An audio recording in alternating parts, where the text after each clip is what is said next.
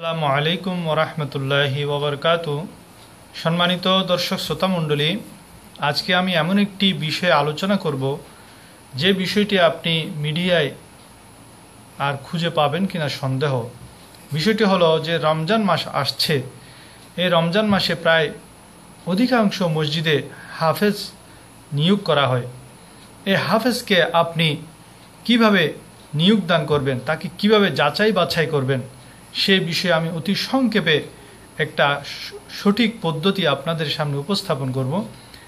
যে প্রথমে কোরআনের যে হাফেজ যাদেরকে যখন বাছাই করবেন সেই সময়টা দিয়ে একটা নোটিশ করুন বা জুমা মসজিদে এলান করে দিন, প্রচার করে দিন যে আমরা অমুক দিন এতটার সময় হাফেজ নিয়োগ দিব।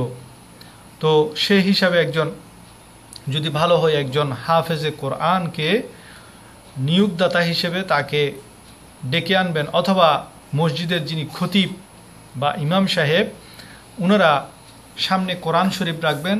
ওই নির্ধারিত দিনে যারা হাফেজ সাহেব আসবেন তাদের নাম লিপিবদ্ধ করবেন, এক একজন করে ডাকবেন। হাফেজ সাহেব সামনে এসে যখন বসবে তখন ইমাম সাহেব বা যিনি ইন্টারভিউ নেবেন উনি কোরআন শরীফ থেকে কোনো একটা জায়গা থেকে একটা কোরআনের আয়াত তেলাওয়াত করবেন এবং ওই হাফেজ সাহেবকে বলবেন এর পর থেকে তেলাওয়াত করার জন্য। সে যদি অনায়াসে তেলাওয়াত করতে পারে তাহলে যেই কয়জন এসেছে যারা অনায়াসে তেলাওয়াত করেছে তাদেরকে প্রাথমিকভাবে বাছাই করবেন। যেই কয়জন প্রাথমিকভাবে বাছাই হলো তাদেরকে এবার ইমাম সাহেব বেশ কিছু প্রশ্ন করবেন। যেমন প্রথমে এই তাজবিদ সংক্রান্ত বিষয়ে প্রশ্ন করবেন, যে তাজবিদ হলো কোরআন সহি শুদ্ধভাবে সে পড়তে পারে কিনা সেটা যাচাই করা, কোরআন সম্পর্কে তার ধারণা আছে কিনা, এইসব বিষয়ে আপনি যাচাই বাছাই করবেন। সেজন্য আপনি কয়েকটি প্রশ্ন আমি আপনাদের ধারণার জন্য উপস্থাপন করছি। যে যেমন আপনি তাজবিদ থেকে প্রশ্ন করবেন যে ওয়াজিব কুন্না কি জিনিস, এবং কলকলার হরফ কয়টি। যেমন কলকলার হরফ আমরা জানি 5টি, দাল, জিম, বা, তোয়া, কাফ।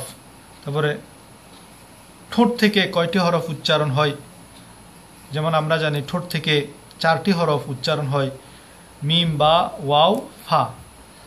এরপর মাখরাজ 17টি যে মাখরাজ আছে এই মাখরাজ সংক্রান্ত বিষয়ে যেমন তাকে আপনি প্রশ্ন করতে পারেন আপনি 5 নম্বর মাখরাজটি বলুন বা 10 নম্বর মাখরাজটি বলুন, এইভাবে প্রশ্ন করতে পারেন। এরপর মদের হরফ কয়টি, এইভাবে তাজবিদ থেকে কিছু ছোট ছোট প্রশ্ন করবেন। সে যদি ভালো তাজবিদের কায়দা জানে তাহলে তার পড়াও ইনশাল্লাহ সহি হবে। এরপর কোরআন সম্পর্কে তার ধারণা আছে কিনা সে বিষয়ে আপনি প্রশ্ন করবেন। যেমন সর্বপ্রথম কোরআনের কোন সূরাটি পূর্ণাঙ্গ রূপে অবতীর্ণ হয়েছে, সেটির উত্তর হলো সূরা ফাতিহা। এবার কোরআনের সর্বপ্রথম হাফেজকে, সর্বপ্রথম হাফেজ হল আমাদের প্রিয় নবী মুহাম্মদ সাল্লাল্লাহু আলাইহি ওয়াসাল্লাম। কোন সূরায় বিসমিল্লাহ 2বার আছে, সূরা নামলে। কোন সূরায় 2টি সিজদা আছে, সূরা হজে। এই ছোট ছোট প্রশ্নগুলা তাকে করতে পারেন। এরপর তার নামাজের মাসআলা জানা আছে কিনা সে বিষয়ে আপনি বেশ কিছু প্রশ্ন তাকে করতে পারেন। যেমন বিতির নামাজে দোয়া কুনুত না পড়ে যদি সে রুকুতে চলে যায় তাহলে তার করণীয় কি। এরপর সিজদার সময় পায়ের কয়টি আঙ্গুল জমিনে লেগে থাকতে হবে, যেমন 1টি আঙ্গুল লেগে থাকা ফরজ, 3টি লেগে থাকা ওয়াজিব এবং 5টি আঙ্গুল দোনো পায়ের মোট 10টি আঙ্গুল পায়ে জমিনের সাথে লেগে থাকা সিজদার সময় সুন্নত। এই মাসআলাগুলি তাকে জিজ্ঞেস করবেন। ইমামতি করা অবস্থায় অজুভঙ্গ হলে কি করা উচিত, এবং প্রথম বৈঠকে যদি সে তাশাহুদ না পড়ে 4 রাকাত বিশিষ্ট বা 3 রাকাত বিশিষ্ট নামাজে সে যদি তাশাহুদ না পড়ে সম্পূর্ণ দাঁড়িয়ে যায় প্রথম বৈঠক না করে তাহলে তার করণীয় কি। এই ধরনের মাসআলাগুলো তাকে জিজ্ঞেস করবেন। এরপর তাহারাত পবিত্রতা সংক্রান্ত বিষয়টি খুবই গুরুত্বপূর্ণ। এই বিষয়টি সম্পর্কে তার কাছে প্রশ্ন করবেন। যেমন আপনি তাকে প্রশ্ন করতে পারেন যে কাপড় কিভাবে নাপাক, কাপড়কে কিভাবে পাক করতে হয়, গোসলের করার সুন্নত তরিকা কি, এটা তাকে জিজ্ঞেস করতে পারেন। মাথা মাসে করার, সম্পূর্ণ মাথা মাসে করার সুন্নত তরিকাটা কি, এসব বিষয়ে তাকে প্রশ্ন করতে পারেন। সে যদি ভালো মাসআলা মাসাইল জানে তাহলে সে অবশ্যই এই প্রশ্নগুলোর উত্তর দিতে পারবেন। এবং সর্বশেষ যে বিষয়টি অত্যন্ত গুরুত্বপূর্ণ সেটি হলো আকীদা সংক্রান্ত প্রশ্ন, তার আকীদা সহি কিনা।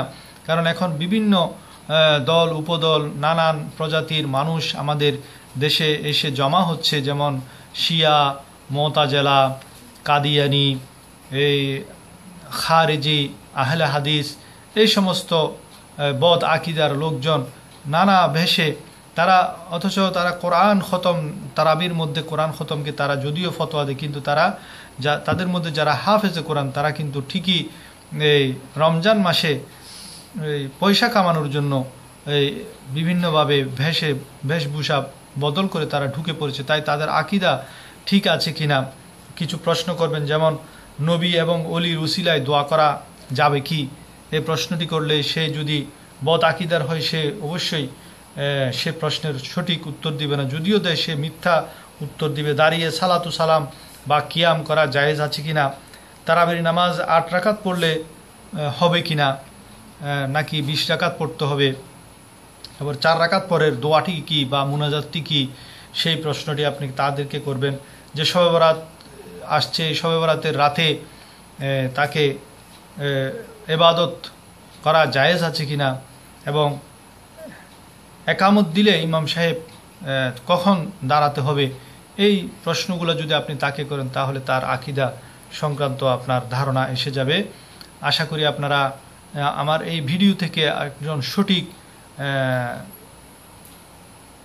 দক্ষ এবং যোগ্য একজন হাফেজে কোরআন আপনার মসজিদের জন্য নিযুক্ত করতে পারবেন।